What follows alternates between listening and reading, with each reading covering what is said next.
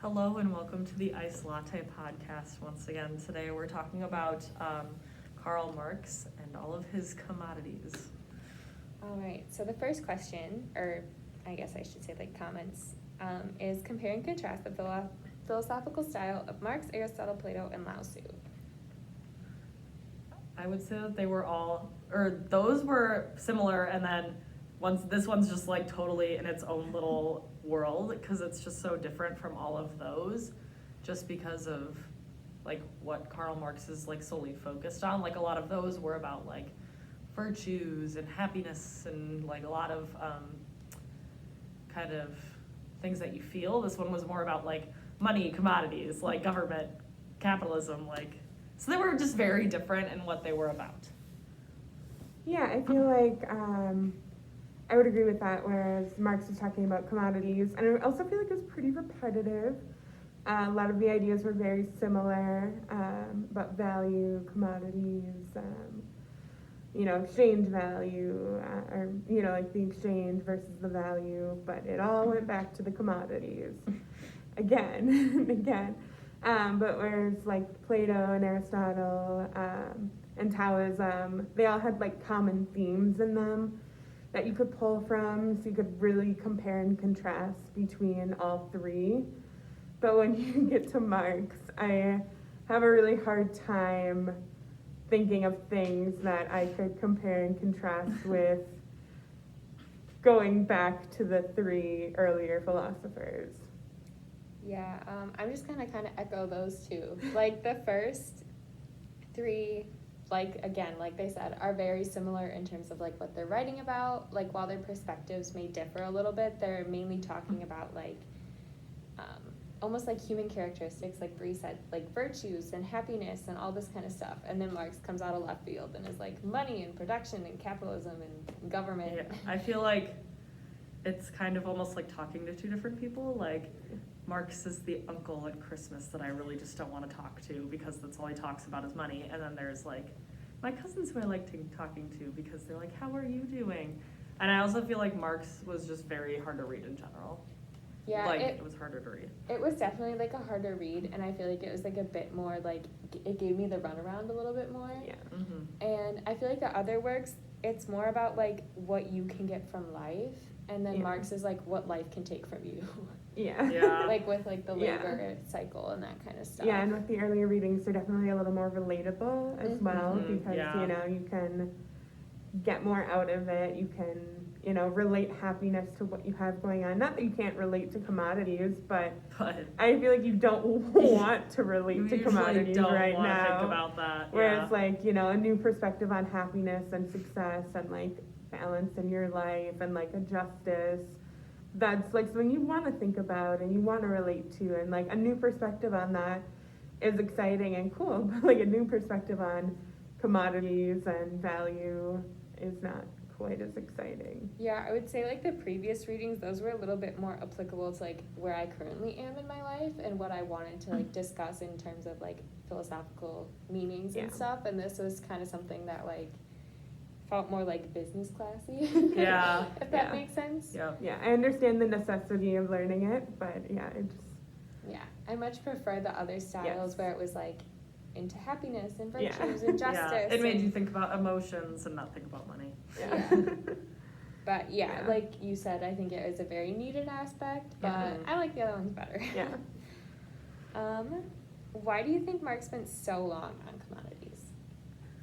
Well, he clearly thought it was like a very important topic, and I think that he probably felt like he had to repeat himself because this was probably like a new thing no one really thought about before. So he probably felt like he needs to say it over and over again in order for people to understand because no one's ever really heard of this. So I think, or at least if they haven't heard of it, they never really thought about it that much. They're just like, oh, this is how it works and that's it. Whereas like he was like, I think it's really important for people to understand how the whole process works and like why things are valued and everything. So yeah, it's probably like a new way of thinking about it as well, like a different perspective on it, and so that's probably one of the reasons that he spent so long on commodities and how the exchange process works and everything. So kind of like Bree said, he really wanted to get his point across, and get the information out to everybody so that it could be something that could be implemented and understood by more people. Yeah. Going off what those two said, like obviously repeating you guys again, I definitely think he wanted to get his point across. I also think it was something that was like important to him. Mm-hmm. Yeah. Like I know I talk about things more that are important to me, so yeah. Was he correct in his assessment of the fetishism of commodities? I think so. I think if people want something, like it's obviously just gonna be like more valued by people. Like the more like I don't know. It's yeah. It's I'd hard say to so. describe. It's Yeah. Yeah. I mean, I think it almost falls into this cycle of, you want something, what are you willing to do for it? Yeah. And then you have to work to get something, but to work, you need money to get it, so you have to work to get money. And then you spend the money, so you have to work more. So Yeah. it's just this endless cycle Mhm. to get commodity. And it just, it's pretty tricky. Yeah, I think agreeing with both of you guys again, I think he was correct in his assessment, and Yeah. like you just described, that cycle of wanting commodities, needing to do stuff in order to get that. So yeah, unfortunately, I think it was pretty dead on. Yeah. Yeah. Gotta spend money to make money type Yeah. thing. How far does commodification extend according to Marx? I think it's in like every aspect of life. Yeah. Like you can't get away from it. No. Yeah. So I think it's pretty prominent. Yeah. Yeah, I think I think it's like we're saying it goes everywhere, because just think about anything you want. You can't get anything without needing money or needing something to trade for it. Yeah. You can't go to school without getting money. You can't even get a job without like having a resume. You can't, you need something for everything. So I think Yeah. commodities spread everywhere, Yeah.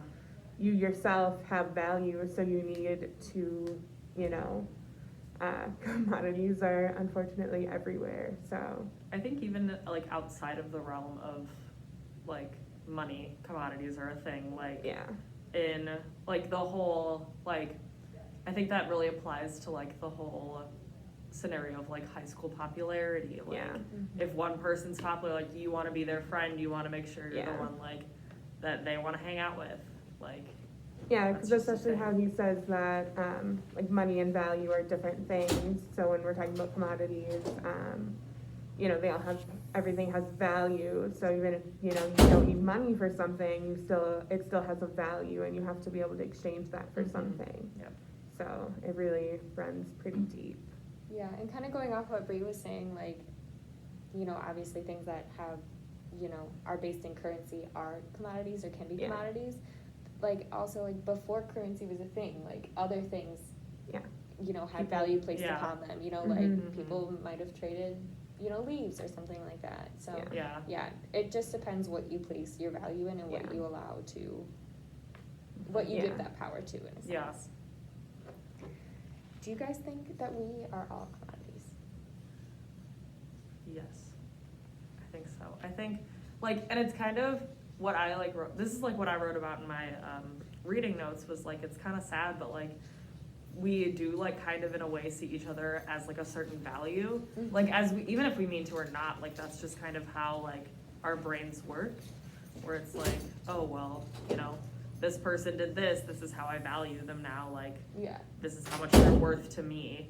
And like I know like as humans we try not to do that, but like in human nature, like that's just kind of how we are. There's like what you think, and then there's like what you act upon. And I think like Yeah. we all kind of have those like Yeah. thoughts Yeah. and place value on things. That doesn't Yeah. mean we necessarily like truly True 100% do them. believe that. Yeah. Yeah. But I think like Yeah. you said, it's just kind of human nature to place value upon Yeah. different things. So Mhm. I would say Yeah. yes. Yeah. How much you let that value that you place on a person impact you, that's up Yeah. to you, and that determines your character as a Yeah. person. Yeah. But I think in general, yes. Yeah, it's almost like an unintentional judgment to place a value Yeah. on someone. So I would agree with that as well. Yeah, it's almost like if you were like put in a scary situation, would you save like your best friend or like someone you don't know? Yeah. Well, it's like obviously you'd save your best friend because it's like I know them as a person, like I value them type thing. Yeah, I think it definitely gets tricky and there's definitely gray areas, Mhm. but overall I would say yes. Yes, I would agree. And last question, what did you guys think of the reading? I thought it was okay, personally. Yeah. It definitely wasn't one of my favorites because, you know, like we mentioned earlier, like Yeah. I much prefer the other sides of philosophy, Yeah. like happiness and justice and all that good stuff. Yeah. But I mean, it was interesting. It was something I hadn't really thought a lot about before, Mhm. but definitely not my favorite. Yeah, I'd have to agree. It like Yeah. I thought it was really repetitive and like it was just about a subject that I personally don't value as Yes. much as I value like Yeah. virtues and happiness and everything, Yes. like just talking about. And I think that those make me think more than Yeah, this one Yeah. because I particularly want to think about those. Yeah. So yeah. Yeah. I definitely evoked deeper meaning from the other Yeah. readings. This Yeah. one was very much like more cut and dry. Yeah, Mhm. I agree. Was not my favorite, but I understand the necessity Yeah. of reading it. Yeah, but All right. All right, I thank hope you. you enjoyed.